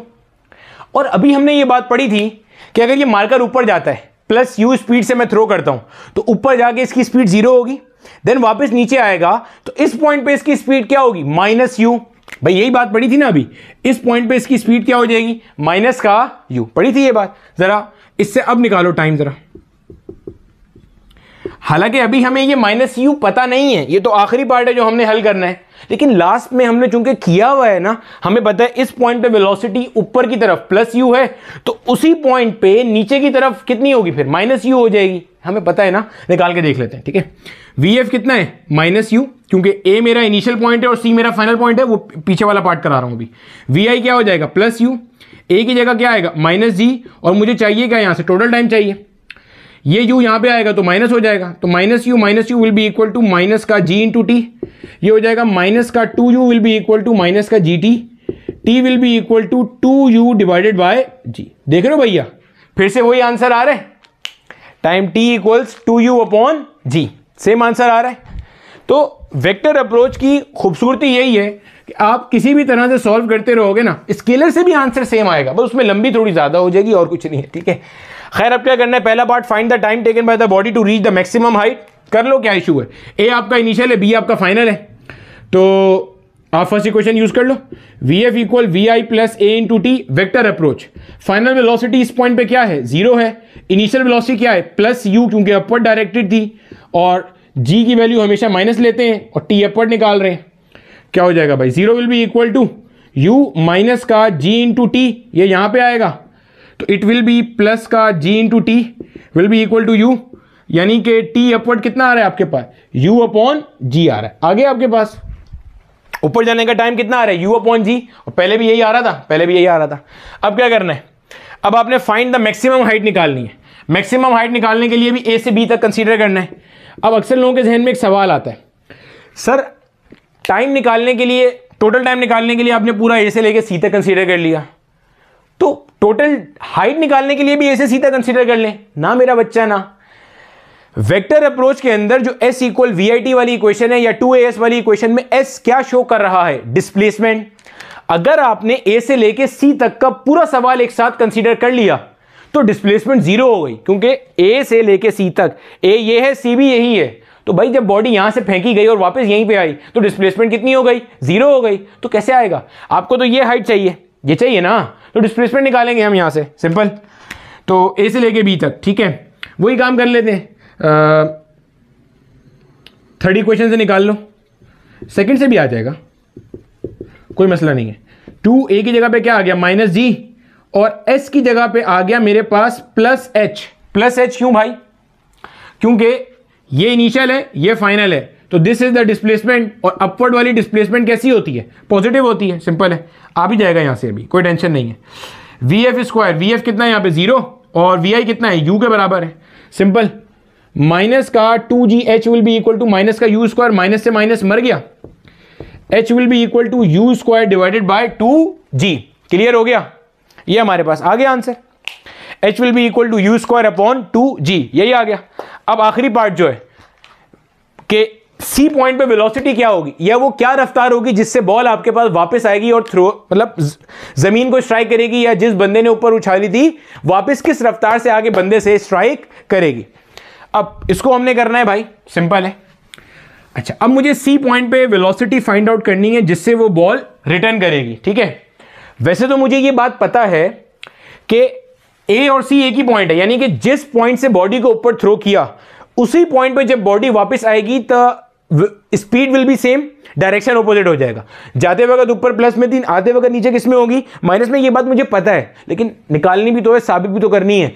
अब आगे जो हम सवाल करेंगे उसमें पॉइंट सेम थोड़ी होगा, हो सकता है ऊपर ही कैच कर ले, हो सकता है कि नीचे जाके गिर जाए, फिर क्या करेंगे? तब भी तो करना पड़ेगा ना। अच्छा, अब आप जब वेक्टर अप्रोच देखोगे ना, वेक्टर अप्रोच में हमने फर्स्ट इक्वेशन लगाई थी V F equal we I plus A into t वाली। उसके अंदर आपने क्या कर दिया था? उसमें आपने ये किया था भैया सिंपल कि आपने डाउनवर्ड का टाइम लिया था। अभी तो आपको डाउनवर्ड का टाइम पता ही नहीं है, आपको अपवर्ड का टाइम पता है या टोटल टाइम पता है। सर माइनस करके निकाल लें, लंबी करने की जरूरत ही नहीं है। देखो इधर आपको क्या चाहिए? V F equal we I plus A into t, ये आप अप्लाई करोगे कहां से?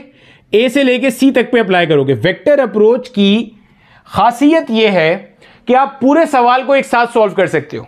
अगर मैं ए से लेके सी तक पे वेक्टर अप्रोच लगा रहा हूं तो ए मेरा इनिशियल पॉइंट है और सी मेरा फाइनल पॉइंट है, यानी कि फाइनल पॉइंट की वेलोसिटी तो वो मुझे मालूम करनी है। इनिशियल पॉइंट की वेलोसिटी कितनी है? u प्लस ए क्या है? हमेशा माइनस जी लेते हैं। और टाइम कौन सा लोगे? अपवर्ड वाला, डाउनवर्ड वाला या टोटल टाइम? ये डिपेंड करेगा आपने कहां से कहां तक पे वेक्टर अप्रोच लगाई है। मैं कहां से कहां पे लगा रहा हूं? ए से सी पे लगा रहा हूं। जब ए से सी पे लगा रहा हूं तो जाहिर है मैं टाइम भी टोटल वाला रखूंगा, सही है ना? टाइम भी कौन सा रखूंगा? टोटल वाला। तो टोटल वाला टाइम कितना आया है? 2u अपॉन जी। एक जी से एक जी क्या हो गया? मर गया, सही है ना? एक जी से एक जी क्या हो गया? मर गया। अब ultimately v F will be equal to u minus plus minus minus और 2u हो गया। u माइनस 2u कितना हुआ? माइनस का u मीटर पर सेकेंड। माइनस साइन क्या शो कर रहा है? कि जो आपकी फाइनल वेलोसिटी है वो कहां पे है? इन द डाउनवर्ड डायरेक्शन। और वही बात है कि ऊपर जाते हुए जो स्पीड था वही नीचे आते हुए स्पीड है, मैग्नीट्यूड सेम है, फर्क किसका आ रहा है? डायरेक्शन का आ रहा है। थोड़ी देर पहले जो मैं आपको बात बता रहा था ना, टाइम t इक्वल 0 आपकी इनिशियल कंडीशन को शो करता है। तो वेक्टर अप्रोच इतना कोई खूबसूरत मेथड है कि अगर आप यहां पे टाइम t इक्वल 0 पुट कर देते तो 0 मल्टीप्लाई बाय एनीथिंग, ये 0 हो जाता पार्ट, और वी एफ किसके बराबर आता? u के बराबर आता। यानी कि वो कहता भैया आप फाइनल वेलोसिटी नहीं निकाल रहे, आप कहां पे खड़े हुए हो? इनिशियल पॉइंट पे खड़े हुए हो। पॉइंट समझ आ रहा है? मुझे पता है मेरा बेटा ये चीजें जो आप में से जितने लोगों ने वेक्टर अप्रोच पहली बार सीख रहे हो, हजम करना थोड़ा मुश्किल होगा, I know that, but the point is आप कर लोगे, कोई इशू नहीं है, कर लोगे, सब कर लेते, ठीक है। ये आपने निकाल लिया फर्स्ट इक्वेशन से, यही काम आप सेकंड इक्वेशन से भी कर सकते थे। s equal we I t, sorry इसमें तो आ ही नहीं रही ना, फाइनल वेलोसिटी नहीं आ रही, यही काम आप यहां से भी कर सकते हो। 2as equal V F square minus का वी आई स्क्वायर, पूरा फाइनल वेलोसिटी निकाल रहे हैं, ए से लेके सी तक लगा रहे हैं। 2 ये आ गया माइनस जी। डिस्प्लेसमेंट कितनी है? 0। चेक कर रहे हो डिस्प्लेसमेंट कितनी आ रही है? 0। डिस्प्लेसमेंट जीरो क्यों है? क्योंकि ए से लेके सी तक भाई जो इनिशियल है वही फाइनल है, यानी कि this will B V F square minus का वी आई स्क्वायर। सही है, ये पूरा फैक्टर हो गया जीरो, तो अल्टीमेटली ये बन जाएगा आपके पास वी आई स्क्वायर, या v i will be equal to v f, या आप सिंपल ये कह सकते हो v I square will be equal to v F square. Simple है, तो आप अल्टीमेटली यहां पे क्या आ जाएगा, v F will be equal to minus का यू। माइनस साइन क्यों लगाया? क्योंकि मुझे पता है कि मेरी फाइनल वेलोसिटी कहां पे आ रही है, इन द डाउनवर्ड डायरेक्शन। वो माइनस साइन वैसे भी आ जाएगा जब आप दोनों तरफ अंडर रूट लोगे ना, तो अंडर रूट के बाद क्या आता है, प्लस माइनस आता है, तो आप माइनस वाली वैल्यू को चूज करोगे क्योंकि वो कहां पे है, इन द डाउनवर्ड डायरेक्शन। क्लियर है भैया? तो अभी हमने क्या चीज सीखी, अभी हमने ये चीज सीखी कि स्केलर अप्रोच हो या वेक्टर अप्रोच हो, answer will always come out to be the same. अब कई सारे आपको जो टीचर्स होंगे वो ये चीजें in the form of shortcut पढ़ा रहे होंगे। मेरी एडवाइस या मेरी रिकमेंडेशन ये होगी कि आप इसको शॉर्टकट के नाम पे याद ना करना, कॉन्सेप्ट समझ लेना, क्योंकि फ्री फॉल मोशन से बहुत एक्सटेंसिव क्वेश्चंस आते हैं, बहुत सारे क्वेश्चंस आते हैं पेपर में। तो आपका कॉन्सेप्ट जितना तगड़ा बना हुआ होगा आप इवेंचुअली उसको उतने मजे से सॉल्व कर सकते होगे। एक सवाल जो आपने अभी करना है वो ये है, body is thrown vertically upward with the speed of let's say 20 metres पर सेकेंड। कितनी स्पीड से थ्रो करी? 20 मीटर पर सेकेंड से आपने बॉडी को ऊपर थ्रो किया। ये सारी चीजें आपने मालूम करनी है, एक बार स्केलर अप्रोच से करना और एक बार वेक्टर अप्रोच से करना, और देखना कि आया आपका आंसर जो है वो मैच कर रहा है या नहीं कर रहा, क्योंकि आगे बढ़ने से पहले ये दोनों अप्रोचेस तगड़े तरीके से क्लियर होना जरूरी है। जितना अच्छा ये समझ में आएगा उतने अच्छे फ्री फॉल मोशन के सवाल होंगे, उतने अच्छे शॉर्ट ट्रिक समझ में आएंगी। ठीक है, फिजिक्स को अगर रट्टा नहीं मारना तो एक ही तरीका है, वो ये कि कॉन्सेप्चुअली अपने आप को साउंड करते जाओ।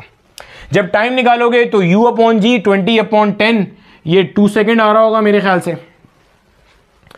फिर find the maximum height, maximum height क्या है, u स्क्वायर अपॉन 2g, 20 का स्क्वायर कितना होता है 400 अपॉन में 2g बोले तो 2 × 10, 0 से 0 मर गया, ये तकरीबन 20 मीटर आ रहा होगा। इसी तरह से total time the ball remain in air, तो अल्टीमेटली 2 सेकेंड ऊपर का 2 सेकेंड नीचे का, ये 4 सेकेंड आ रहा होगा।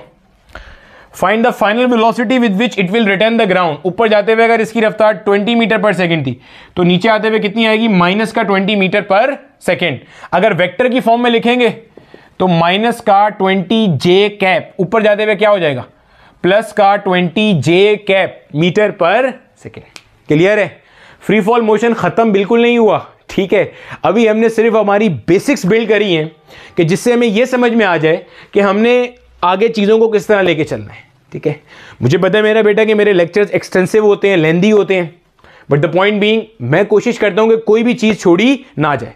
और एक चीज़ और डिस्कस करके उसको वाइंड अप करते हैं, ये आपका काम है, आपने ये करना है और फिर मुझे होमवर्क में बता देना कि आपको ये पूरी चीज़ अच्छे से समझ में आई है या नहीं आई है। ठीक है, एक चीज और, जब आप बुक रीड करोगे तो आपको फ्री फॉल मोशन के ग्राफ बने हुए मिल जाएंगे। तो फ्री फॉल मोशन का जो ग्राफ है ना वो भी समझ लो। यहां पे आपके पास फ्री फॉल मोशन का ग्राफ जो है, एक हमारे पास होता है भैया डिस्प्लेसमेंट टाइम ग्राफ, कुछ इस तरह का, this is the displacement time graph. आप में से जितने लोगों ने ग्राफ वाले लेक्चर्स समझे हुए हैं, देखे हुए हैं, सब समझ में आ जाएगा कि ये क्या बात चल रही है। एक ये होता है ग्राफ आपके पास, और एक आपके पास जिस किताब में ये सारे ग्राफ बने हुए हैं, बलूचिस्तान बोर्ड की किताब थी और भी एक बोर्ड की किताब थी, याद नहीं है मुझे एग्जैक्टली। और जो एक्सेलरेशन टाइम ग्राफ है वो नहीं बना हुआ था, वो मैंने खुद ही बना दिया, आपको समझ में आ जाएगा। ठीक है, खैर देखते हैं, समझते हैं जरा। देखो भैया, जब हमने ग्राफ पढ़े थे ना, फिर मैंने आपको ग्राफ ट्रांसफॉर्मेशन भी पढ़ाई थी अच्छे तरीके से, याद है? चलो, अब उसके अंदर आपको याद है मैंने आपको ये बात बताई थी कि जो हमारे पास डिस्प्लेसमेंट टाइम ग्राफ होता है, डिस्प्लेसमेंट टाइम ग्राफ के अंदर जो मेरे पास स्लोप होता है, डिस्प्लेसमेंट टाइम ग्राफ में मेरा बेटा जो मेरे पास स्लोप होता है ना, इसमें जो स्लोप होता है वो क्या शो करता है, वेलोसिटी को शो करता है। जहन में क्या ले आओ, ये मार्कर है जिसको मैंने ऊपर थ्रो किया है, तो ऊपर जाते हुए मार्कर की स्पीड क्या होगी, कम होगी, नीचे आते हुए मार्कर की स्पीड क्या होगी, बढ़ेगी। क्यों? फोर्स ऑफ ग्रेविटी कहां है कर रही है डाउनवर्ड, एक्सेलरेशन कहां है डाउनवर्ड, और एक्सेलरेशन कांस्टेंट है क्योंकि फोर्स ऑफ ग्रेविटी कांस्टेंट है जो कि वेट के बराबर होती है ना, W = mg। तो स्लोप क्या शो करता है? वेलोसिटी को। देखो इतना हिस्सा, ये जो ग्राफ का ये पहला आधा हिस्सा है, ये अपवर्ड मोशन को शो कर रहा है, दूसरा आधा हिस्सा शो कर रहा है बेटे किसको? डाउनवर्ड मोशन को। ऊपर जाते हुए स्पीड क्या हो रही है? कम हो रही है। आई रिपीट अगेन, ऊपर जाते हुए स्पीड क्या हो रही है? कम हो रही है। नीचे आते हुए स्पीड क्या हो रही है? बढ़ रही है। समझ आ गई भैया? ऊपर जाते हुए स्पीड क्या हो रही है? कम हो रही है। याद है भैया? हमने ग्राफ पढ़ा था एक इस तरह का, पढ़ाया था मैंने आपको, क्या? स्लोप पॉजिटिव सेंस में क्या हो रहा है? कम हो रहा है। डिस्प्लेसमेंट टाइम ग्राफ में स्लोप क्या होता है? वेलोसिटी। तो वेलोसिटी पॉजिटिव सेंस में क्या हो रही है? कम हो रही है। मार्कर ऊपर उछाला ना, ऊपर का डायरेक्शन कैसा है? पॉजिटिव, और ऊपर जाते हुए वेलोसिटी क्या हो रही है? कम हो रही है। तो स्लोप पॉजिटिव सेंस में क्या हो रहा है? कम हो रहा है। ये वाला ग्राफ याद करो, ये वाला ग्राफ मैंने आपको ऐसे पढ़ाया था। ये क्या पढ़ाया था? ये पढ़ाया था स्लोप नेगेटिव सेंस में बढ़ रहा है। याद करना, नहीं तो ग्राफ वाले लेक्चर देख लेना, ग्राफ बाय बिलाल ज़िया, बहुत तफसील से पढ़ाया था। स्लोप नेगेटिव सेंस में बढ़ रहा है। देखो इस पॉइंट के बाद ये आपका हो गया पॉइंट ऑफ मैक्सिमम हाइट। ये क्या हो गया आपका? Point of maximum height. अब देखो नीचे जाते हुए इस पॉइंट से आगे की तरफ आपका जो ये इतना जो ग्राफ है आपका, ये यही वाला ग्राफ है ना भैया, यही वाला ग्राफ है। स्लोप नेगेटिव सेंस में क्या हो रहा है? बढ़ रहा है। ऊपर से नीचे आ रहे हैं। जब मार्कर ऊपर से नीचे आएगा तो वेलोसिटी नेगेटिव डायरेक्शन में क्या होगी? बढ़ेगी। तो स्लोप नेगेटिव सेंस में क्या हो रहा है? बढ़ रहा है। स्लोप पॉजिटिव सेंस में कम हो रहा है, स्लोप नेगेटिव सेंस में बढ़ रहा है। ऊपर जाते हुए वेलोसिटी मार्कर की कम हुई, मैक्सिमम हाइट वाला पॉइंट आया जहां पे वेलोसिटी टिपिकली क्या हो गई? 0। फिर नीचे आते हुए क्या हो रही है? बढ़ रही है। क्लियर है? यहां पे 0 हो रही है। इसका एक और सबूत मैंने बताया था, कर्व के ऊपर अगर आपने स्लोप निकालना होता है तो कैसे निकलता है? टेंजेंट ड्रॉ करके। इस पॉइंट का अगर मैं स्लोप निकालूंगा तो भाई ऐसे आएगा टेंजेंट, और ये जो टेंजेंट मैंने ड्रॉ किया है, क्या ये लाइन एक्स एक्सिस के पैरेलल है? बिल्कुल है। जब ये लाइन एक्स के पैरेलल है तो इसका स्लोप क्या होगा? 0। गोया इस पॉइंट पे वेलोसिटी क्या हो गई? 0 हो गई। क्लियर है? तो ये हमारे पास displacement time graphs of a free falling body. अब ये भी समझ लो, ये क्या है भाई? देखो पहले तो ये देखो, ये वेलोसिटी टाइम जो आपका ग्राफ होता है, इसमें स्लोप क्या शो करता है? स्लोप शो करता है एक्सेलरेशन। अगर आपने ग्राफ अच्छे से नहीं पढ़े हुए तो ये सारी बातें आपको लग रहा होगा कि मैं कोई फ्रेंच मार रहा हूं। ठीक है, देखो मेरा बेटा, मैंने आपसे एक प्रॉमिस किया, एक प्रॉमिस आपने मुझसे करना है। मेरा प्रॉमिस था कि डिस्पाइट द फैक्ट आपको फिजिक्स कितनी जहर लगती है, कितनी बुरी लगती है, मैं आपके लिए मेक श्योर करूंगा कि आपको किताब में लिखी हुई ईच एंड एवरी लाइन समझ में आए। आपको कभी ये गिला ना रहे कि हमें अच्छा टीचर नहीं मिला था। खैर मैं भी अच्छा नहीं हूँ, बिल्कुल ही अच्छा नहीं हूँ, बेकार टीचर हूँ, कोशिश कर रहा हूँ। ठीक है, आपको ये शिकवा ना रहे कि हमें किसी ने किताब से नहीं पढ़ाया। तो मेरा एक ही प्रॉमिस है कि क्वालिटी का कंटेंट आपको सारा यहाँ पे A to Z 11-12 का मिल जाएगा। आपने तरीके से भाई ये बात जहन में लाए बगैर या दिल में लाए बगैर कि वीडियो सर इतनी लंबी है आपकी, तो अब कॉन्सेप्ट तो सारे पढ़ाने पड़ते हैं ना मेरा बेटा, क्या करें। ठीक है, अभी भी फ्री फॉल मोशन का बहुत सारा कॉन्सेप्ट है जो रह गया है। मतलब मैं पहले खुद लेक्चर बनाता हूं, उसके बाद आपके सामने आता हूं। 500 पर के क्वेश्चन वरना जमा कैसे करूंगा। ठीक है, खैर, तो अगर आपने नहीं देखा हुआ ना तो आपको ग्राफ वाला पार्ट मुश्किल हो रहा होगा। ठीक है, तो ग्राफ वाला पार्ट देख लेना। वेलोसिटी टाइम ग्राफ में जो आपका स्लोप होता है ना, वो आपको शो कर रहा होता है एक्सेलरेशन को। क्या शो करता है? एक्सेलरेशन। अब ये क्या है? ये स्लोप नेगेटिव है और कॉन्स्टेंट है। ये स्लोप क्या है? नेगेटिव और कांस्टेंट। भाई ये ग्राफ की पहचान थी, पढ़ाई थी, स्लोप नेगेटिव है और कांस्टेंट है। याद करो मैंने आपको बताया था, बल्कि अभी पढ़ाया था, फोर्स ऑफ ग्रेविटी कहां होती है? डाउनवर्ड। तो एक्सेलरेशन भी कहां है? डाउनवर्ड। डाउनवर्ड कैसा होता है? नेगेटिव। तो आपकी जो एक्सेलरेशन है, हमने तो अभी ऑलरेडी ये बात पढ़ी है, वो नेगेटिव है और क्या है? कांस्टेंट है। तो स्लोप भी यही बता रहा है, यही तो बता रहा है स्लोप। स्लोप क्या बता रहा है? कि आपका जो एक्सेलरेशन है due to gravity that is negative and constant. अब ये क्या शो कर रहा है? ये शो कर रहा है एट टाइम t = 0 बॉडी के पास कुछ पॉजिटिव वेलोसिटी थी जो वक्त गुजरने के साथ साथ क्या हो रही है? कम हो रही है। इस पॉइंट पे आके बॉडी की स्पीड क्या हो गई? 0 हो गई, क्योंकि ये वो पॉइंट है जब बॉडी अपने मैक्सिमम हाइट पे पहुंच गई। क्या मतलब? देखो मैंने मार्कर को ऊपर की तरफ उछाला तो मार्कर की स्पीड क्या हो रही है? डिक्रीज हो रही है। तो देख रहे हो ना भैया, यही चीज तो ये शो कर रहा है, यही चीज तो ये क्या कर रहा है, शो कर रहा है। जैसे जैसे टाइम आगे जा रहा है, देखो सबसे पहले इसकी स्पीड इतनी ज्यादा थी, कुछ आगे गया तो आप नोट करो कि इसकी स्पीड क्या हो गई भैया, कम हो गई, पहले से कम हो गई। और आगे गया इस पॉइंट पे, स्पीड और क्या हो गई, कम हो गई। इस पॉइंट पे आगे इसकी स्पीड बिल्कुल जीरो हो गई। अब वो ऊपर से क्या हो रहा है, नीचे आ रहा है। जब नीचे आएगा तो अब टाइम बढ़ रहा है, उसकी स्पीड बढ़ रही है। देखो पहले स्पीड इतनी हुई, बढ़ गई ना, और बढ़ी। सर कैसे पता चल रहा है बढ़ रही है, क्योंकि आप नेगेटिव एक्सिस पे सफर कर रहे हो। या -3 होगा, -4, -5, नेगेटिव सेंस में बढ़ रही है। और वेलोसिटी में नेगेटिव क्या शो करता है, डाउनवर्ड डायरेक्शन को, और मैग्नीट्यूड बढ़ रहा है, 3, 4, 5, 6 बढ़ रहा है ना। तो मैंने आपको यह बात भी पढ़ाई थी कि जो आपकी नेगेटिव एक्सेलरेशन होती है वो बॉडी को एक्सेलरेट भी करती है और डिसेलरेट भी करती है। इतने हिस्से में यहां से लेके यहां तक में ये जो आपका नेगेटिव एक्सेलरेशन है, ये बॉडी को क्या कर रहा था, ये बॉडी को डिसेलरेट कर रहा था। और इतने हिस्से में क्या कर रहा है, एक्सेलरेट कर रहा है। ग्राफ वाले टॉपिक में सब बातें एज इट इज पढ़ाई थी। तो आपकी जो एक्सेलरेशन ड्यू टू ग्रेविटी होती है, that is a concept of negative acceleration, क्योंकि वो डाउनवर्ड डायरेक्टेड है फोर्स ऑफ ग्रेविटी के सबब। ऊपर जाते हुए मार्कर को डिसेलरेट कर रही है और नीचे आते हुए एक्सेलरेट कर रही है। क्लियर है। अब ये जो आखिरी मेरा था, acceleration due to the gravity, acceleration time graph, इसमें क्या था, ये एक ऐसी लाइन था जिसका स्लोप बेसिकली क्या होता है, 0। और वैसे भी एक्सेलरेशन टाइम ग्राफ का जो स्लोप है वो तो जर्क होता है, और जर्क हमारे कोर्स का पार्ट नहीं है। तो इसमें मैंने बताया था स्लोप 0 है, और दूसरी पहचान बताई थी कि इसमें y पे लिखी हुई क्वांटिटी क्या होती है, कांस्टेंट। गोया ये लाइन कांस्टेंट एक्सेलरेशन को शो करेगी, और जो कांस्टेंट एक्सेलरेशन है वो किसके बराबर है, -g के बराबर है। तो -g का मतलब लाइन ऊपर तो नहीं हो सकती, क्योंकि ऊपर तो सारी एक्सेलरेशन की पॉजिटिव वैल्यूज है, ऊपर तो हो नहीं सकती। एक्सेलरेशन ड्यू टू ग्रेविटी कैसी है, माइनस है, तो यहां पे होती है वो वैल्यू आपके पास -g।